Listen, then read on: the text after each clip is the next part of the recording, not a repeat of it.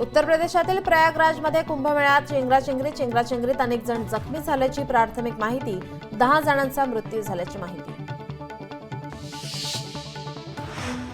सर्व भाविकांना संगम घाटावर स्नान करायचं होतं. दुसऱ्या घाटावर स्नान करायला ते तयार नव्हते. त्यामुळे एका ठिकाणी गर्दी वाढली आणि चेंगराचेंगरी झाली. यानंतर पळापळ झाली.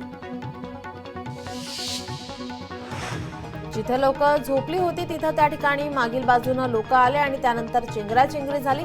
त्याचवेळी लाखो लोक संगमाच्या तटावर स्नान करत होते. घटनेची माहिती मिळताच रुग्णवाहिका दाखल झाल्या आणि जखमींना बाहेर काढण्याचं काम सुरू झालं.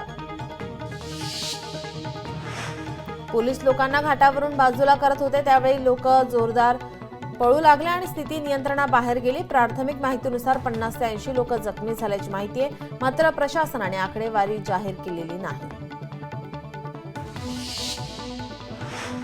111 ते 122 पोल नंबरमध्ये चेंगराचेंगरी झाली. या घटनेतील जखमींना स्वरूप राणी नेहरू रुग्णालयामध्ये पाठवण्यात आलंय. आज कोणत्याही आखाड्यातून अमृत स्नान होणार नाही. आखाडा परिषदेनं मौनी अमावस्येनिमित्त होणारं अमृत स्नान रद्द केलंय. आखाडा परिषदेचे अध्यक्ष रवींद्र पुरी यांनी माहिती दिली. पहाटे पंतप्रधान नरेंद्र मोदी आणि मुख्यमंत्री योगी आदित्यनाथ यांच्यात संवाद झालाय. कुंभमेळ्यातील चेंगराचेंगरीची पंतप्रधान मोदींनी माहिती जाणून घेतली. दरम्यान कुंभमेळ्याचं व्यवस्थापन लष्कराच्या ताब्यात देण्याची शक्यता आहे. मुख्यमंत्री देवेंद्र फडणवीस 3 दिवस दिल्ली दौऱ्यावर. दिल्ली विधानसभा निवडणुकीनिमित्त फडणवीस करणार प्रचार. लातूरच्या उदगीरमधील सोयाबीन खरेदी केंद्रावर अचानक सोयाबीन खरेदी बंद. शेतकऱ्यांनी गाठले दंडाधिकारी कार्यालय. नाफेड सोयाबीन खरेदी केंद्रावर खरेदी चालू करण्याची शेतकऱ्यांची मागणी. पैठणमध्ये ज्वारीचे पीक बहरले. यंदा बहरलेल्या ज्वारी पिकांमुळे शेतकऱ्यांमध्ये समाधानाचे वातावरण. तालुक्यात 6094 हेक्टरवर ज्वारीची पेरणी. पैठणमध्ये बदलत्या वातावरणामुळे कापूस उत्पादनात प्रचंड प्रमाणात घट. कापूस पिवळा पडू लागल्याने कमी किमतीत विकण्याची शेतकऱ्यांवर वेळ.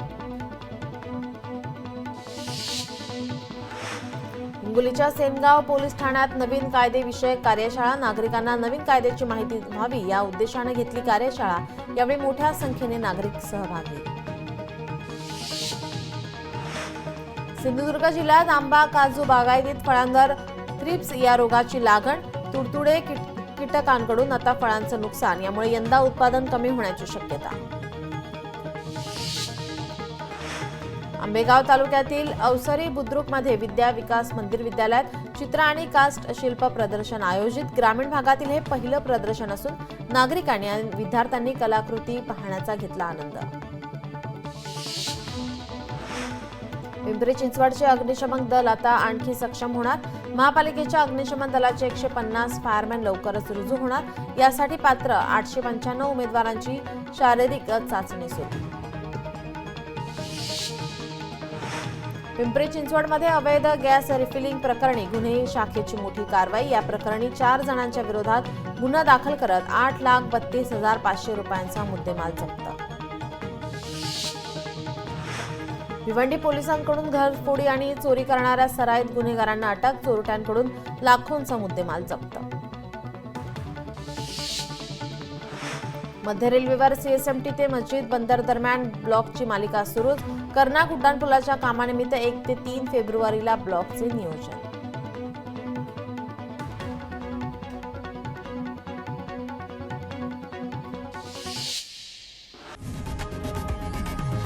लोकशाही मराठी ऐका, पहा, जागरूक रहा.